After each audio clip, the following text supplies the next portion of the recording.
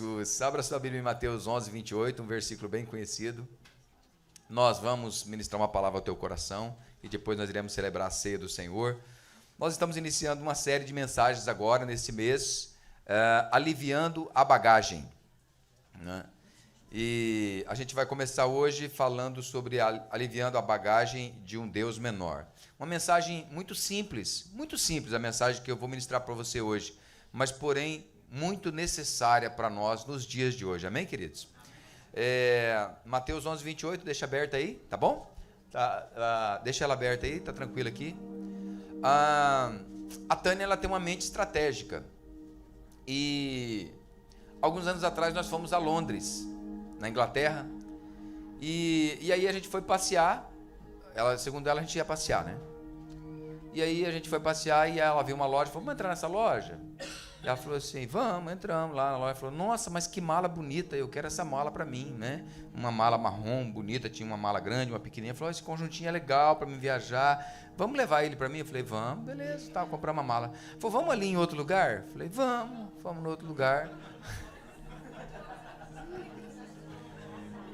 Entramos numa loja de panela. A Tânia sabe cozinhar, gente.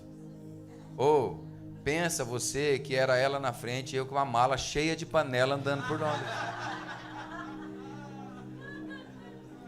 E aí, gente, foi uma aventura para vir de lá para cá, porque a gente teve que pegar Uber, teve que pegar trem, teve que pegar ônibus, teve que pegar avião, chegar em São Paulo, fazer escala, pegar avião, chegar em Goiânia, pegar carro, e eu com aquela mala cheia de panela. Blim, blim, blim, blim, blim, blim. Olha, não, e embarcou de volta para o Brasil de Paris, não de Londres. Então voltou de Londres para Paris de ônibus e eu com aquela mala cheia de panela para todo lado, gente, carregando, né?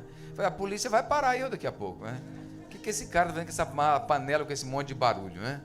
Então nós vamos falar um pouquinho sobre aliviando a bagagem, porque esses dias agora eu fui fazer uma viagem com ela e ela falou assim, aqui tem uma viagem chamada low não sei o que lá das quantas, low cost, negócio assim.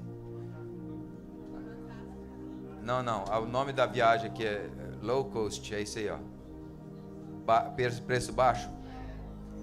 Só uma mochilinha nas costas. Malemar, cabe a tua calça dentro. E eu botei aquela mochilinha na costa, Marco. E aí nós chegamos no aeroporto e aquele povo, aqueles maridos carregando o carrinho das mulheres, suando, e a mulher na frente com a bolsinha, e ele atrás empurrando o carrinho. E eu de mochilinha nas costas, catando, eu falei, nossa, fui liberto. Que maravilha. Que maravilha não ter bagagem para carregar, né? Então a gente vai falar um pouquinho sobre aliviando essas bagagens da vida. Porque de repente um dia você acorda e você está empurrando um carrinho com um monte de mala que não é tua, cheio de panela dos outros. Jesus. Mateus 11, 28. Venham a mim, todos vocês que estão cansados e sobrecarregados, e eu os aliviarei. Tomem sobre vocês o meu jugo e aprendam de mim, porque eu sou manso e humilde de coração, e vocês acharão descanso para a sua alma, porque o meu jugo é suave e o meu fardo é leve. Amém? Espírito Santo, nós te damos graça pela tua palavra, que é linda, que nós possamos ser edificados no dia de hoje, transformados, curados, restaurados, e que nós possamos sair daqui, desse ambiente onde nós decidimos adorar o teu nome, para uma nova semana, para um novo mês, em que nós percebemos que algo do Senhor aconteceu, mais leves, mais tranquilos, mais sábios, sabendo que o Senhor é Deus conosco, para a glória do teu nome, em nome de Jesus, amém e amém. Sabe, queridos, eu sempre pensei assim, biblicamente falando, em Jesus nós somos justificados, no Espírito Santo nós somos regenerados, nascidos de novo, para que tendo uma mente renovada, nós possamos viver tudo que Deus tem para nós, amém? Então nós somos uma igreja renovada. Você que está aqui talvez visitando a gente ou veio de uma igreja que é mais tradicional, Aí você chega aqui e vê a gente batendo palma, fazendo barulho na hora da oferta, gritando, pulando. Aí o Igor vem aqui, tira a oferta de uma forma, dá os avisos de uma forma bem descontraída, rindo. Tudo isso é feito com muita reverência, tá, queridos? É que a gente entende que uma reverência é uma coisa e bom humor é... Então a gente entende isso. E a gente é uma igreja que a gente gosta de sorrir, amém? De brincar. Então, na tua mente santa, às vezes você fala assim, você talvez está chegando agora, foi convidado para estar aqui, aí você que está conectado conosco pela internet, a gente tem a linguagem crentez, né? Aí eu falo para você assim, o Espírito de Deus está aqui, né? O cara falou que tem um Espírito aqui. Está aí do teu lado. O Espírito de Deus é uma pessoa, amém? E a glória de Deus, ela enche toda a terra. E o Espírito Santo é totalmente acessível a eu e você, amém? Extremamente educado. Jesus disse assim, eis que estou à porta e bato. Se alguém abrir, eu entrarei.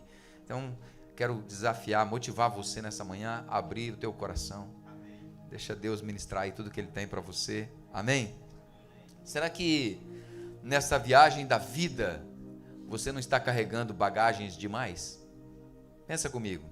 Que tal deixar hoje de lado a valise da culpa, a grossa sacola da fadiga, a bolsa da aflição, a mochila da ansiedade, a caixa das lembranças ruins, a mala do medo e até mesmo o baú da solidão? Para que continuar carregando tudo isso? Para que continuar carregando na sua vida junto com você, sabendo que a esteira do aeroporto, na verdade aqui nessa manhã, é a tua mente, e as nossas malas são aquilo que estão dentro de nós, muitas vezes emocionais mesmo, que nos paralisam, palavras faladas, atitudes tomadas. Você não pode gerenciar o outro, mas você consegue gerenciar você, né?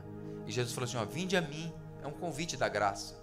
Vinde a mim, você que está cansado, sobrecarregado, eu vou te aliviar, eu vou te renovar, eu vou te encher, né? Então eu tenho uma pergunta para você. Você tem alguma bagagem emocional que você tem carregado com você? Para onde você está indo com todo esse peso? Você quer ajuda? Porque Jesus, Ele se dispôs a ajudar. Qual é a bagagem que você precisa trocar com Jesus hoje? Jesus, Ele disse assim, olha, tomai sobre vós o meu jugo, né? O meu fardo, que ele é leve e suave.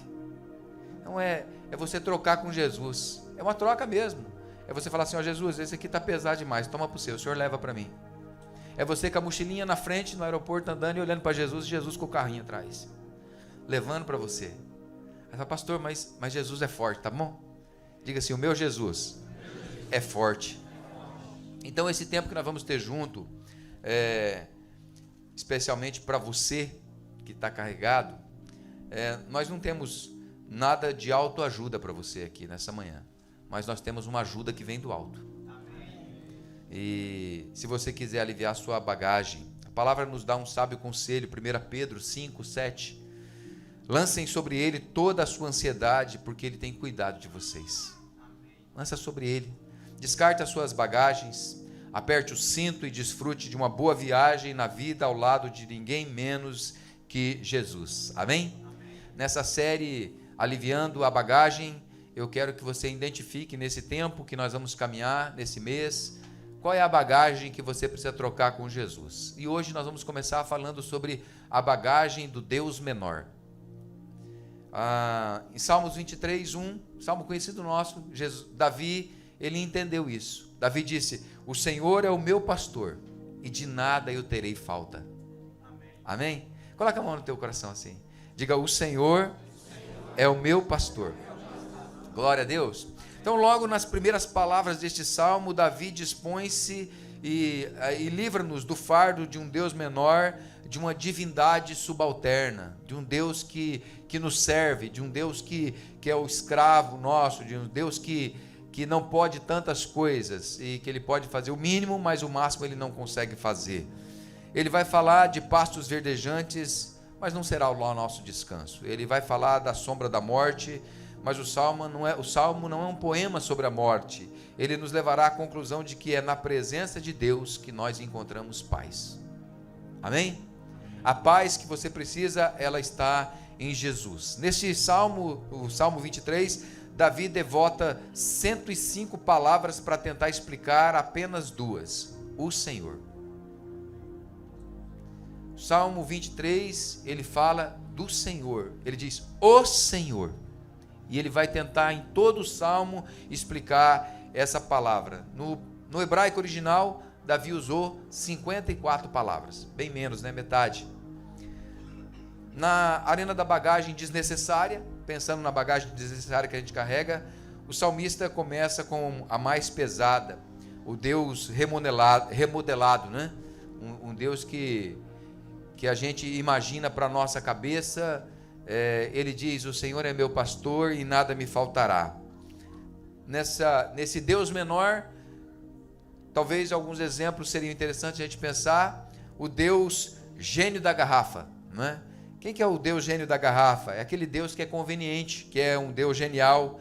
Você precisa de uma vaga no estacionamento, você precisa de uma data para marcar uma agenda, você precisa de um gol marcado quando o teu time está disputando a final do campeonato, você precisa de um emprego ou coisas assim, e aí tudo que você precisa é esfregar a garrafa e o gênio aparece e fala: vou providenciar a vaga no estacionamento para você, e eu vou providenciar essa data que você precisa, né? E o que ainda é melhor, né? Esse Deus, ele está dentro de uma garrafa e não vai ficar dizendo para você o que você deve fazer ou não. Ele só aparece na hora que você chama para resolver o teu pequeno problema. E ele fica ali quietinho até você chamar. E eu não posso deixar de lembrar que é por um pouco de tempo, porque logo ele precisará atender outro, porque o gênio da garrafa, ele só atende 3 pedidos, né? E aí ele vai atender outro, né? Ou talvez o doce vovô, né? O doce vovô tem o coração mole, tão sábio, tão bondoso, porém muito velho. Quando você olha para ele, está lá cochilando na cadeira, né? São ótimos quando estão acordados, porque via de regra, quando precisa dele, estão lá dormindo, né? Ou o Deus pai ocupado. Um Deus pai ocupado, ele parte na segunda-feira e retorna só no sábado à noite. Ele levanta cedo e vai dormir tarde, sempre atarefado durante toda a semana com os negócios, mas de uma forma triunfal ele aparece aos domingos, coloca tudo em ordem, perdoa todos os pecados e na segunda some novamente, e quem sabe onde ele vai reaparecer, né? Até domingo que vem. Você já teve decepções com esses tipos de deuses, que você precisa e ele não te atende na hora que você quer? Que ele não resolve direito o teu problema?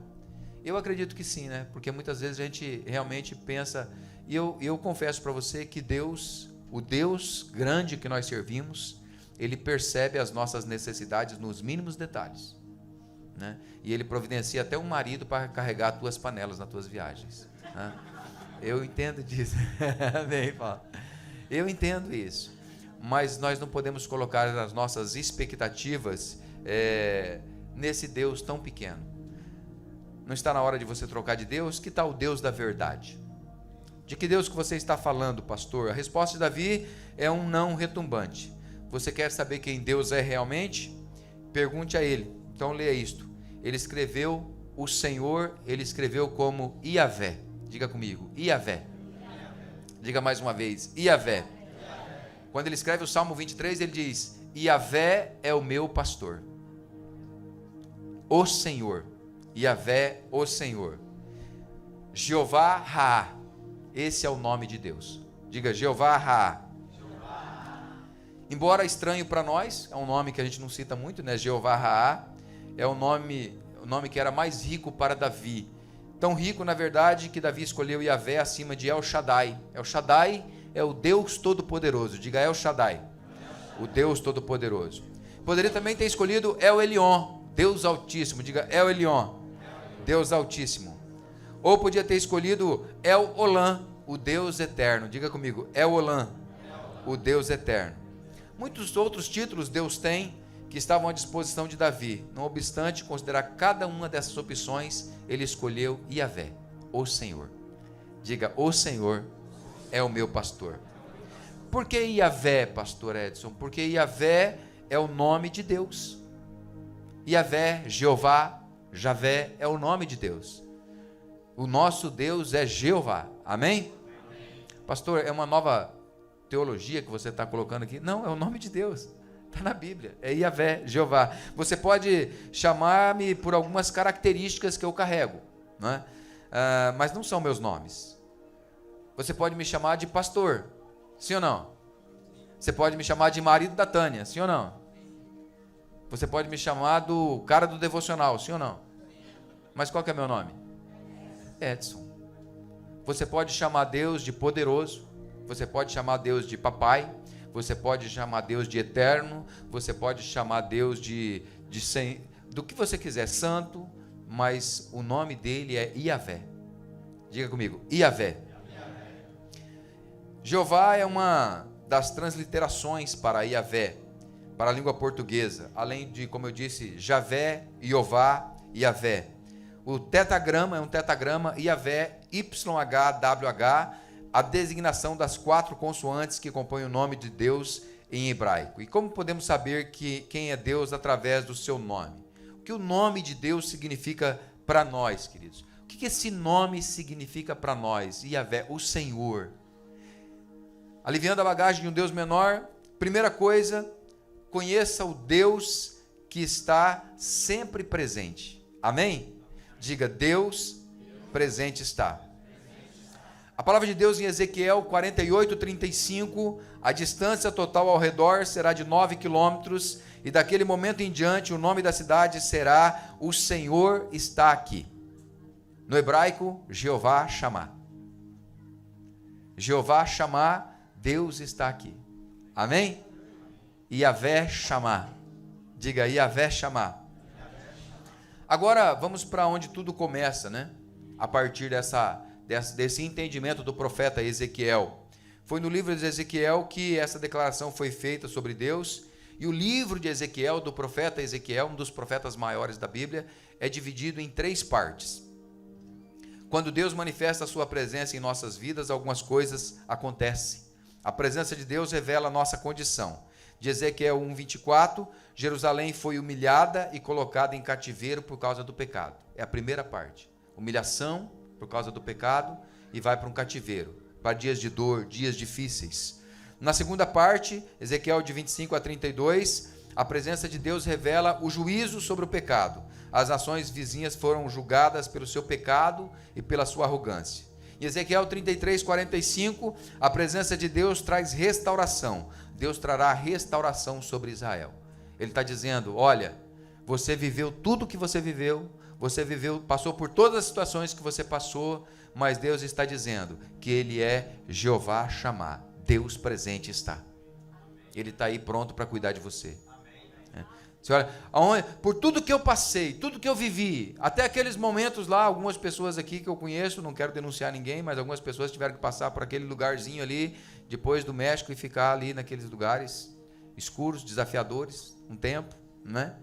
Até serem liberados. Até naqueles lugares, Deus estava com você. Você lá naquele momento de dor, naquele momento, você mulher, talvez naquele momento em que você teve que fazer uma opção sem ter a sabedoria necessária, mas teve que fazer a opção por um aborto, Deus estava ali. Naquele momento que você foi abusada, Deus estava ali. Naquele momento que você foi roubado, Deus estava ali. Naquele momento em que você sofreu um acidente, Deus estava ali. Deus sempre está presente, amém? Diga, Jeová Shammah, Deus presente está. Por quê, pastor? Porque não há restauração sem a presença de Deus. A presença dele é necessária para a restauração. A maior expressão da presença de Deus em nosso meio foi Cristo Jesus. Amém, queridos? Em Mateus 1:23, a virgem ficará grávida e dará à luz um filho e lhe chamará Emanuel. Diga Emanuel, que significa Deus conosco. Você pode dizer glória a Deus? Você pode dizer aleluia? Você pode aplaudir Jesus por isso?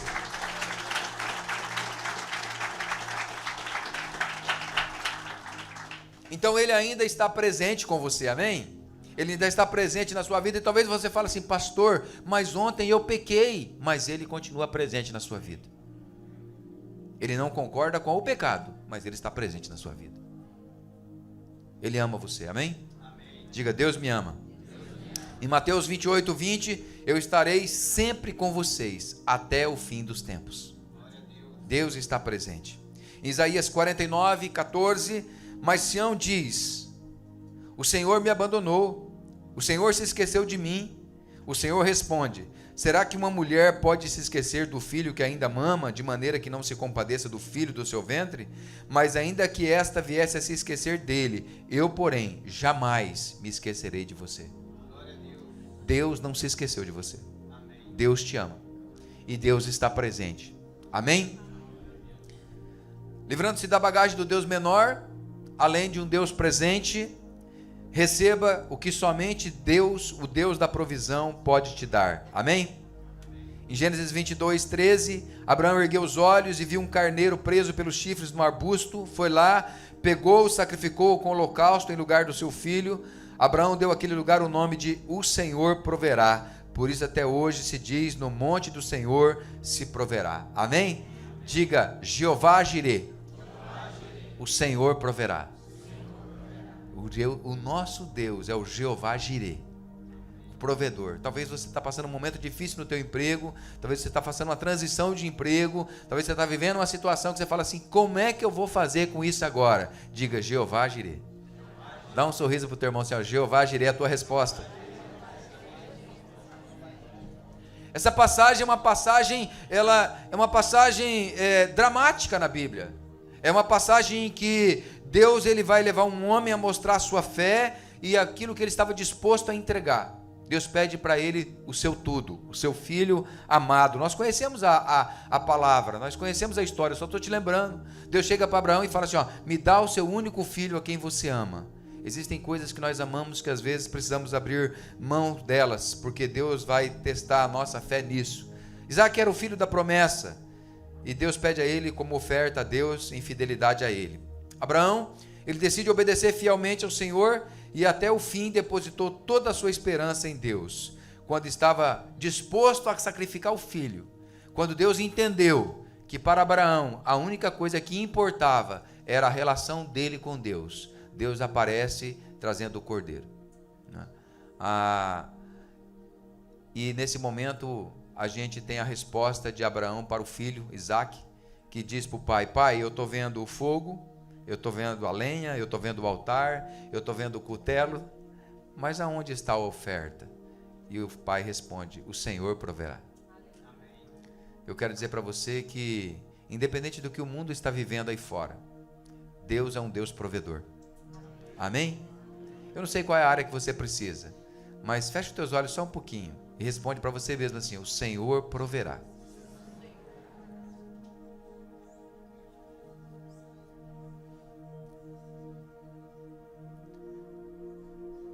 Eu vivi isso ano passado.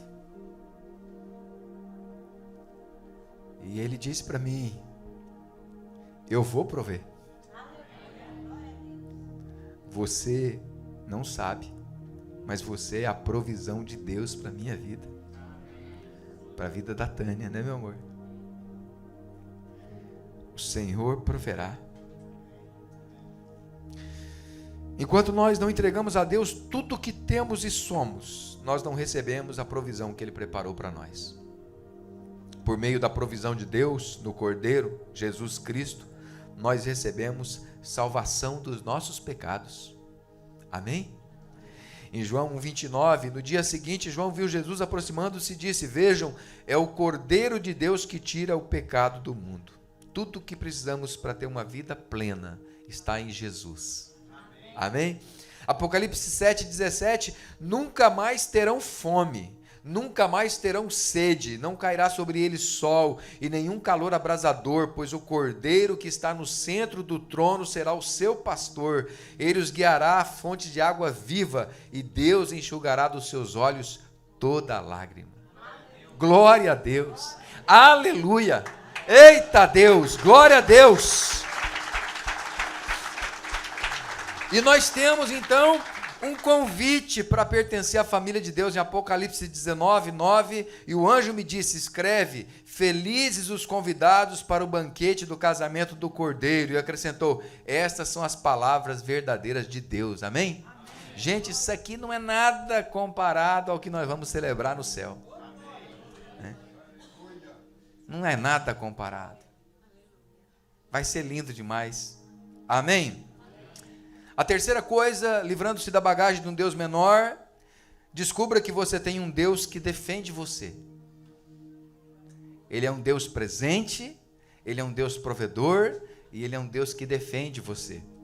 Em Jeremias 33, 15, naqueles dias e naquele tempo farei brotar a Davi um renovo de justiça, e ele executará o juízo e a justiça na terra, e naqueles dias Judá será salvo e Jerusalém habitará em segurança, e ela será chamada Senhor, justiça nossa. Diga: Deus é a minha justiça. Davi, ele percebeu que somente o Senhor poderia preparar para ele uma mesa na presença dos seus inimigos. Ele diz: o Senhor é o meu pastor, e Ele prepara para mim uma mesa na presença dos meus inimigos. Eu estava conversando ontem com o diaconato no treinamento, e eu dizia para eles: olha, Davi entendeu que Jesus era o diácono dele. Porque lá em casa, as mulheres vão entender mais isso, alguns homens também vão entender, mas as mulheres vão entender mais isso. O cara está lá assistindo o jogo, né? E de repente a mulher fala assim: meu amor, vem comer que está tudo pronto. Aí ele chega lá, está a mesa toda arrumadinha, organizadinha. Eu não sei como é que é na tua casa. Na minha casa a Tânia, ela é bem exigente com isso. Eu vou sentar na mesa, quem já foi lá em casa e comeu lá já viu como que é. Ela, só nós dois, ela arruma toda a mesa, coloca lá, não sei o que negocinho que coloca assim, coloca o prato em cima, e coloca o outro, coloca o garfo, coloca o copo, é tudo arrumadinho, organizadinho, né? E eu penso assim, Davi disse assim: o Senhor prepara-me uma mesa. Imaginou você sentar numa mesa em que Jesus fala para você assim: pode sentar, eu que preparei ela para você. Eu que arrumei para você. É lindo demais, não é, queridos? Um Deus que tem prazer em nos servir. O profeta Jeremias, ele profetiza que nunca faltaria a Davi um homem que se assentasse no trono. Uma clara menção a Jesus, que é a nossa justiça. Talvez, somente talvez, você esteja se sentindo injustiçado. Injustiçado. Deus, se o Senhor é Deus, por que o Senhor permitiu isso acontecer na minha vida? Por que o Senhor permitiu essa pessoa fazer isso? Por que o Senhor está permitindo essa situação na minha casa? Uma clara menção daquilo que a gente tem no nosso coração. Como assim? Deus não vai fazer nada? Estou indo na igreja, estou entregando meu dízimo, estou entregando a minha oferta, estou fazendo tudo certo, até orando eu estou. Deus não vai fazer nada. Esta não é a justiça que vem de Deus. Na armadura espiritual de Efésios 6, a couraça da justiça é a justiça de Deus e não a nossa. E a justiça de Deus, ela é diferente. Ele está trabalhando em seu favor, amém? Diga: Deus está trabalhando em meu favor. Em Mateus 23, 37, Jerusalém, Jerusalém, você mata os profetas e apedreja os que lhes são enviados. Quantas vezes eu quis reunir os seus filhos como a galinha junta os seus pintinhos debaixo das asas, mas vocês não quiseram. Quantas vezes Deus mandou o recado para você? Quantas vezes Deus falou para você: muda? Quantas vezes Deus falou para você assim: para com isso? Quantas vezes Deus falou para você: olha, é hora de viver diferente? Quantas vezes Deus deu um recado para você? Para mim Ele deu muitas. Eu não sei para você, mas para mim Ele já deu muitas vezes. Muitas vezes, até mesmo no celular. Às vezes eu estou no celular lá num lugar, aí eu acesso uma coisa, dentro de mim ele fala assim: não é para você isso aí.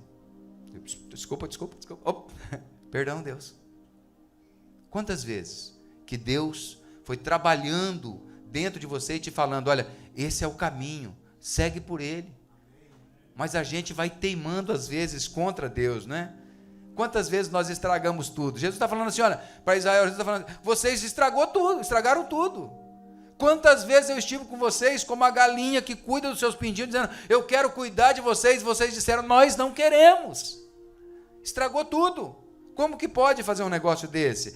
Quantas vezes estragamos tudo, ao invés de deixarmos Jesus resolver? nós permitimos que os nossos sentimentos, as nossas emoções, a nossa ansiedade, os nossos ciúmes, as nossas inseguranças vão lá e resolvam. Fui lá mesmo, pastor, falei tudo que eu queria. Muito bem, parabéns. Enquanto você fala tudo que você quer, Jesus fica calado. Fui lá mesmo, pastor, quebrei a cara, quebrei tudo que tinha lá dentro, quebrei quadro, joguei tudo no chão. Muito bem.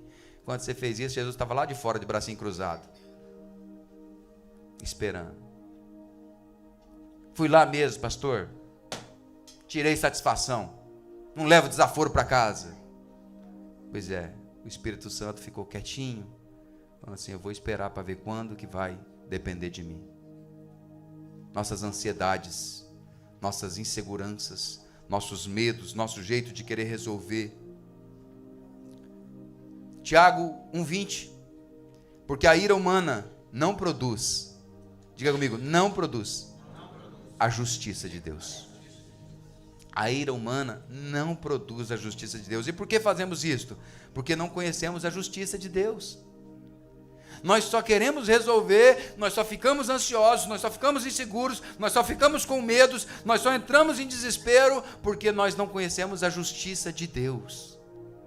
Romanos 10:3, desconhecendo a justiça de Deus e procurando estabelecer a sua própria justiça, não se sujeitaram à justiça que vem de Deus, porque o fim da lei é Cristo para a justiça de todo aquele que crê.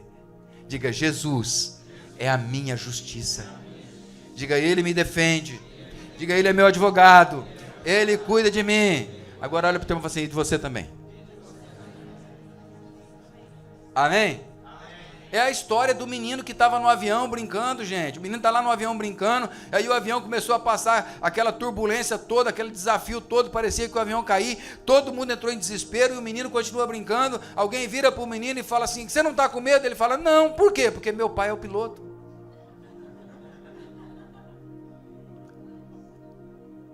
O teu pai é o teu piloto. E ele é a tua justiça. Fala sério. É muito bom saber que temos um Deus que cuida de nós, né? Não é verdade? O Senhor é a nossa justiça. O profeta Jeremias declarou, Jeová Tseknu, o Senhor é a minha justiça. Esse é mais quebra-língua, né, gente? Trava-língua, né? Diga assim, Jeová Tseknu, o Senhor é a minha justiça. O Deus que nos defende. Glória a Deus. Vamos aplaudir o Senhor Jesus por isso.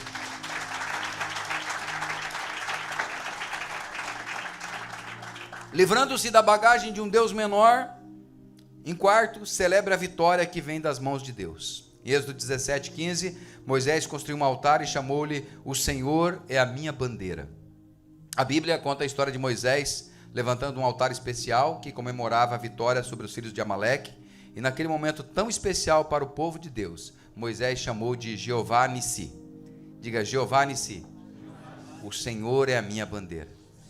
Quando a gente fala de bandeira, a gente consegue entender bem, né, gente? Aqui o pessoal usa muita bandeira, né? Já percebeu? Muitas bandeiras. Aliás, alguém já deu um puxão de orelha em mim. Falou, pastor, está faltando 2 bandeiras aqui na igreja. E é verdade.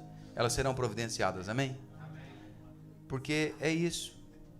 Jeová é a nossa 4. Gente, vai colocar umas bandeiras aqui, porque eu vou querer colocar uma do Goiás, aí alguém vai querer colocar uma de Minas, aí eu tenho um capixaba que vai querer colocar do Espírito Santo. Mas olha uma coisa para você. Eu acredito que quando nós tivermos aquele templo enorme, com aquelas paredes altas e lindas, vão comportar muitas bandeiras para nós orarmos pelas nações. Pelos olhos da fé eu contemplo, amém? Porque o Hugo falou assim, vai ter que ter uma do Peru também, gente. Glória a Deus, amém? Aí a de Portugal também, aí, pronto, aí Portugal, eita Deus, glória a Deus, né? E por quê? Porque Deus falou para Moisés, levanta um altar e escreve para memória daquilo que eu estou fazendo, como sinal de que Deus é poderoso para cumprir cada uma das suas promessas e para nos livrar nas batalhas, né? A expressão Nissi vem do hebraico e tem por significado vencedor, capitão, bandeira, sinal e conquistador. Em outras palavras, Yahvé foi a bandeira sobre a qual Israel lutava, a garantia da vitória de que Israel dispunha. Moisés levantou um altar para lembrar a intervenção de Deus em favor de Israel e disse: Jeová Nissi, o Senhor é a minha bandeira. Amém? Então, diante das tuas vitórias, você vai dizer: Jeová, diga, o Senhor é a minha bandeira. Glória a Deus por isso. Lembrando que, assim como Deus fez com Israel, Deus pode realizar uma intervenção radical para mudar toda a nossa história. Amém, queridos? Quando Deus se torna a nossa bandeira, é porque Ele está lutando as nossas batalhas. Em Êxodo 14:14, o Senhor lutará por vocês, tão somente acalmem-se. Respira. É o que Ele está dizendo. O Senhor lutará por vocês, acalmem-se. Vencemos o mundo.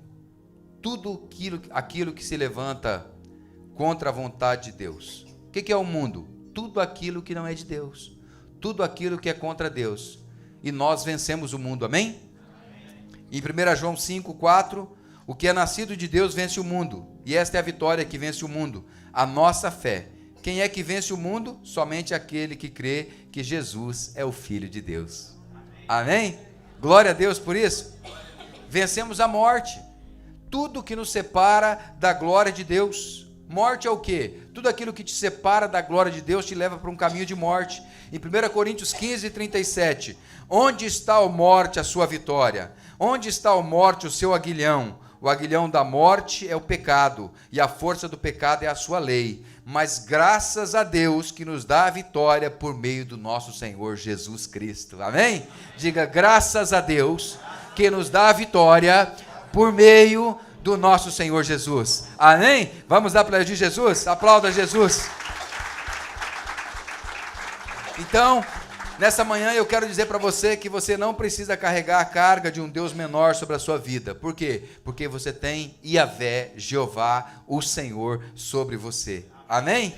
Tem pessoas que estão com muita sinceridade a um Deus que cabe numa gaveta, numa caixa, num altar, acendendo velas, levando esse Deus. Eu não quero um Deus que eu preciso carregar ele nas costas. Você quer? Eu não quero. Eu não quero um Deus que eu tenho que levar comida para ele. Você quer? Eu não quero. Eu quero um Deus que luta as minhas batalhas. Eu quero um Deus que é a minha justiça.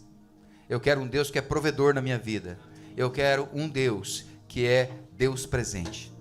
Jeová Shammah. Amém? Glória a Deus. Então eu convido você a aliviar todo o peso da sua vida ao Todo-Poderoso. O Deus Todo-Poderoso. Pastor, quem é esse Deus Todo-Poderoso? O Deus Todo-Poderoso que colocou 10 bilhões de estrelas em nossa galáxia e 100 bilhões de galáxias no nosso universo. Toda vez que eles inventam uma máquina que consegue enxergar o universo, eles conseguem perceber que eles não conseguem chegar no fim do universo. Porque Deus é infinito. Amém? O Deus que faz com que todo dia, quando você toma banho, mais de 10 bilhões de células epiteliais deixam o seu corpo para dar lugar a novas células e você continua vivendo. Um Deus que te renova a cada manhã. O Deus que moldou 2 punhados de massa cinzenta em 75 a 100 milhões de células nervosas, cada uma com 10 mil conexões com outras células nervosas, e colocou numa caixa chamada crânio, que chamamos de cérebro e que funciona 24 horas por dia sem parar. Esse é o Deus que nós servimos. Você não sabe como você funciona, mas você funciona. Deus fez você, amém? Que colocou dentro de você um motor que bombeia cerca de 9 mil litros de sangue por dia, irrigando todo o seu corpo sem precisar de nenhum watt de energia elétrica. Esse é o Deus. Mesmo assim, você ainda vai continuar querendo se reportar a um Deus que precisa de você mais do que você dele? Não dá, né? Nós temos um Deus que cuida de nós, amém? Um Deus que para muitos ele precisa ser carregado, um Deus que para muitos ele precisa ser cuidado. Eu me lembro de uma viagem que eu fiz, e nós chegamos numa parada lá no Brasil, e tinha uma prateleira, e naquela prateleira tinha várias imagens de deuses para colocar no altar de casa, e eu cheguei perto delas para olhar elas. Eu gosto de olhar isso, respeitando a fé de cada um, amém, queridos? E eu cheguei lá para olhar a imagem, e embaixo dela estava escrito assim: se cair e quebrar, você paga. Eu falei, eu não quero um Deus desse para mim, não. Se ele quebrar, quem tem que pagar a conta é eu. Não quero. Se você decidir por isso, você vai continuar cansado e carregando muitas malas na vida. Você precisa do Deus vivo, do Deus presente, do Deus Yahvé. Você precisa de um Deus pastor que cuida de você em todo o tempo. Amém? Se eu posso deixar um recado para você: Yahvé te ama, Yahvé te cura, Yahvé te liberta, Yahvé te salva, Yahvé te abençoa. E se você quer Yahvé, Jeová, na sua vida, você precisa de Jesus. Porque sem Jesus não há Deus na vida de ninguém. Amém? Diga, o Senhor Jesus é o meu pastor. Por quê, pastor? Porque Jesus disse em João 14,6: ninguém vem ao Pai se não for por mim.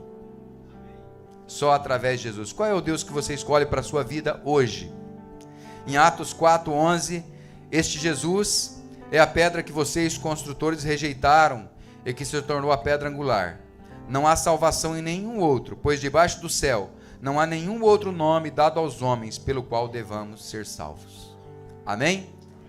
O Deus que nos salva. Glória a Deus. Você recebe essa palavra para a tua vida?